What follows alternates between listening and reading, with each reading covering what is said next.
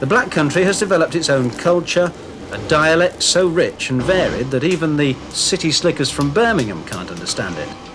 But above all, it's a place where they love to laugh at themselves, and there's no one better to help them to do that than the lady they call the Queen of Comedy, Dolly Allen. At a time when most people would be enjoying a quiet old age, Dolly's hitting the peak of her career as a comedienne.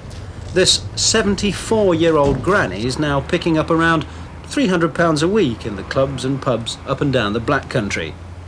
When she won her first talent contest as an 8-year-old, the Black Country was alive with little home industries, everyone jumping eagerly onto the industrial bandwagon, believing that where there was muck, there was brass. You brought your cartload of steel into the backyard and hammered out your chains and nails. It was good business until the famous but crippling strike of 1910, from which the Black Country has never really recovered. Those times may have gone, but the humour is still beautifully preserved. So I went on down to the supermarket, and there was a woman picking the tea over. And I knowed her. As one you're after, so I'm after a good quarter of tea with a bit of flavour to it. I shall try tea bags. Oh, says I could do with tea bags, I could get them down the spout. So on the road back home, I called in the maid shop. I said, have you got any whale meat, please? And they said yes. I said, well, I'll have a pound of whale meat, and can I have the head for the cat?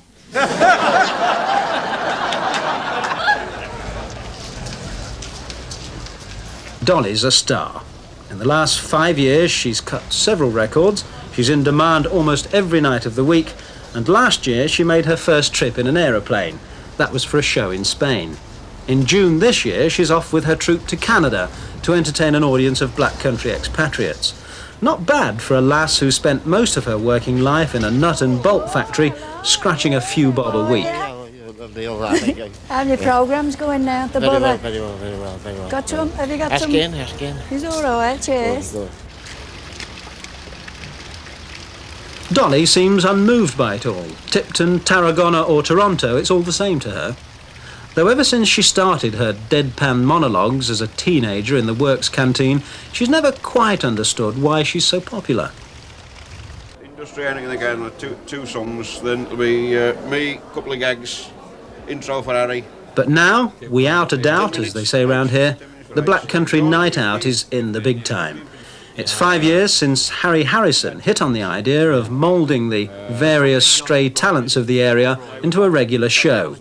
The show's a mixture of folk songs, tales and jokes, with a history lesson thrown in, all woven together by Harry's dialect poetry. And to help them digest that lot, of course, steaming platefuls of faggots and peas washed down with Midland ale. Funnily enough, Dolly doesn't care too much for faggots, so backstage at the famous, or infamous, Robin Hood pub in Brierley Hill, she slips quietly into her costume. Nothing very pretentious.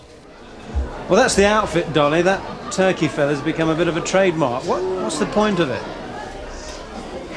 Well, now, I'll just describe it. My gloves. Yeah. I had them for my mother's funeral 39 years ago. It's a bit morbid, isn't it? Yes. And my hat was off an old lady in 94. Give me this. The cardigan I had from Oxfam. And my skirt I had from Oxfam. And that's the, this was a present. So that's the outfit.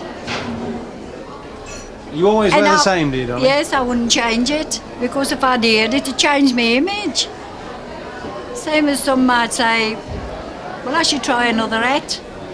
But I wouldn't change that hat for no money. Must be worth a fortune now. It's worth a fortune, yes. And how are you feeling tonight? I wonder if somebody hasn't started a craze for the Dolly hat. You know. That really surprises you, yes, does it? for a gimmick. I do, really. Ladies and gentlemen, my pleasure to introduce to you at this moment the First Lady of Black Country Comedy, the inimitable Dolly Allen. Oh no.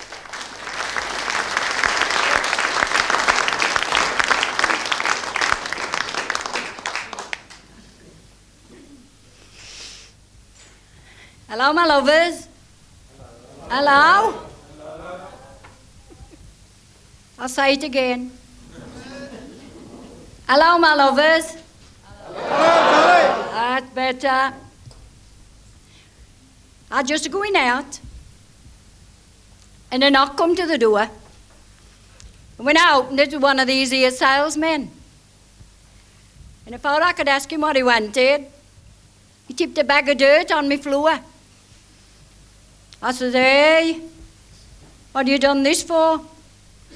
He says, Missus, I've got something to show you you've never seen before. He said, I got an Electrolux sweeper that will suck that dirt up in 2 seconds. If it doesn't, I'll eat it.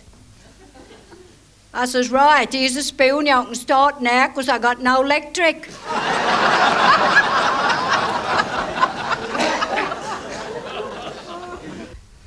Hello. In between shows, Dolly prefers to spend her time at home with her birds and the dog. She's taught Tommy, the minor bird, to talk with a black country accent. And out of the money she's suddenly started to earn, Dolly has bought herself a modern flat in Hal Owen. If she could live anywhere in the world, she says, she'd still choose Hal Owen. She was born there, and until the Spanish trip last October, she'd only once spent any time away from the place. I never thought I should go up in there in any case. Because I always said that. I said, I shall never fly. I don't care where I've got to go, I'll never fly. And yet, Rangeley booked me in with this paying business. Never asked me if I wanted to go or nothing. I was just booked in with the crew. And I just went and took it like that, as calm as a lamb, you know. And that's how I took it with this Canada as well. I just think, well, them all going, so I've got to go. Dolly, I'd have thought at this time of your life, after a fairly long career working in a factory and all that, you'd have been looking for a quieter life now, slow down a bit, instead of working, what, 3 or 4 nights every week? No, I shouldn't like to do that now. I mean, I feel when I've been and I've entertained people and they've had a good night, that's been such a big compensation to me. I feel I've done something to bring a bit of pleasure, you know, to other people. And if I'd got to stop in now at night, say every night of the week, just sitting watching the telly and that, I should feel old. And I should just feel I've got to settle down then. Perhaps with a walking stick or something and to get about. Oh no, I shouldn't like to come to that just yet. Fanny's man come in while I was there. He said, I've just been a-talking to the vicar up the road. He come to take the new church all over, but he didn't know where it was. So I've been and showed him. And the vicar says, I hope I shall see you at church on Sunday and bring a few of your friends. I said, what for? He said, well, I shall be preaching my first sermon and I want to show you all the way to heaven. I said, well, at least I couldn't to show anybody. They didn't know where the church hall was.